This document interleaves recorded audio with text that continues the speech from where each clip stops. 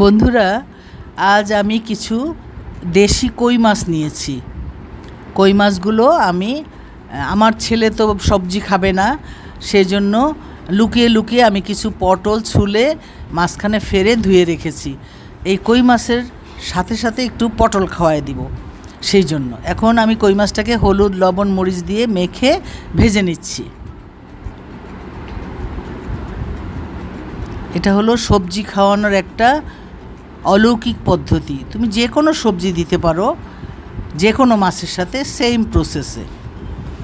তোমরা যারা নতুন সংসার করছো তোমরা এটা দেখে বুঝতে পারবে, যে কোনো মাছ এভাবে রান্না করো, ভালো লাগবে, সবজিটাও খাওয়া হবে, ভিটামিনও থাকবে। শুধু মাছ খেলে তো খাওয়াই যায়, সবজি খাওয়া হয় না। এই প্রসেসে সবজি খেয়ে নিতে পারবে।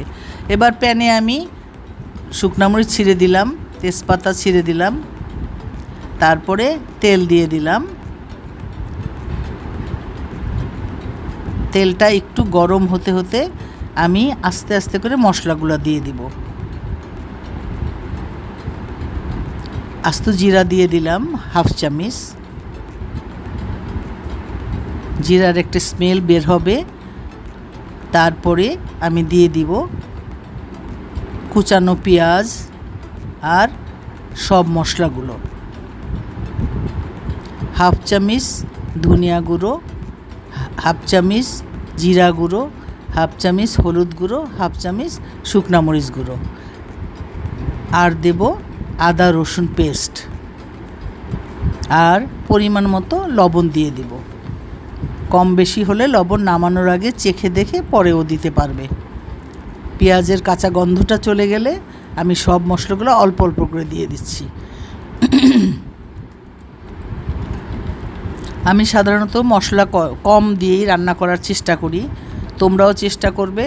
মশলাটা যত কষাবে তত ভালো লাগবে যে কোনো মাছ রান্নাতেই। অল্প অল্প মশলা দিতে থাকো আর আস্তে আস্তে কষাতে থাকো।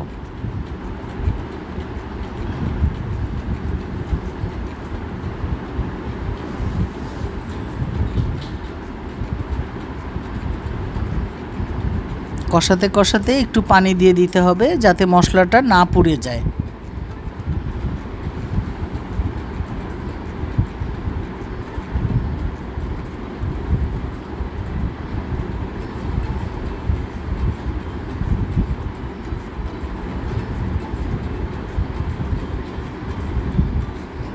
এখন আমি ওটাকে সুন্দর করে কষাতে থাকি। যখন দেখব মশলার কাঁচা গন্ধটা চলে গেছে, তখন আমি কি করব, আমি কয়েকটা পটল ছুলে মাছ বরাবর ফেরে মানে 4 টুকরা করে নিয়েছি, ওটা দিব। কিন্তু তার আগে আমি একটা লুকানো ইনগ্রেডিয়েন্টস আছে যেটা আমি বলে নিচ্ছি। শাক বাটা দিব। আর দিব কি জানো, আর দিব হলো একটু তেঁতুলের কাত। তেঁতুলটাকে আমি কি করি, ভিজিয়ে কাকটা বের করে একটু চিনি দিয়ে নেই, ওইটা আমি দিয়ে দিচ্ছি। একটু টক মিষ্টি লাগবে, আরও ভালো লাগবে। কই মাছটা যে কোনো মাছই তুমি দিতে পারো, সেম প্রসেসে। ওই তেঁতুলের কাঠটা আমি এখন দিয়ে দিলাম। এখন একটু পানি দিয়ে দিলাম, যাতে আমি এটা ঝোল রাখবো না, একটু মাখা মাখা করব। লবণটা একটু কম ছিল, আমি একটু লবণ আবার দিয়ে দিলাম। টেস্ট দেখলাম, লবণ চিনি সব ঠিক আছে। এখন আমি মাছগুলো আগে ছেড়ে দিব, কারণ মাছের মধ্যে টক মিষ্টি সব চলে যাবে। তারপরে আমি পটলটা দিয়ে দিব, কারণ পটল তো নরম সবজি, এমনিতেই গলে যাবে।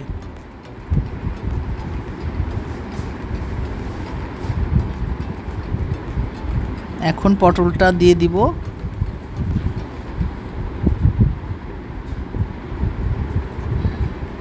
কারণ পটলটাও একটু হলুদ লবণ মাখিয়ে রেখেছিলাম মাছের সাথে সাথে, সেই জন্য এটা আর হতে সময় লাগবে না। একটু হালকা হাতে আমি পটল এবং মাছগুলো উল্টে পাল্টে দিয়ে মশলাটাকে ভিতরে নেবার চেষ্টা করব এবং শুকানোর চেষ্টা করব। ঝোলটা শুকিয়ে আসলে আমি কাঁচামরিচ চিড়ে দিয়ে দিব উপরে। এখন আমি শাক বাটাটা দিয়ে দিলাম। এর আগে তোমাদেরকে শাক বাটা আমি দেখিয়েছি, ওরকমভাবে শাক বাটা করে তোমরা যে কোনো মাছ মাংস সবজিতে দিতে পারো।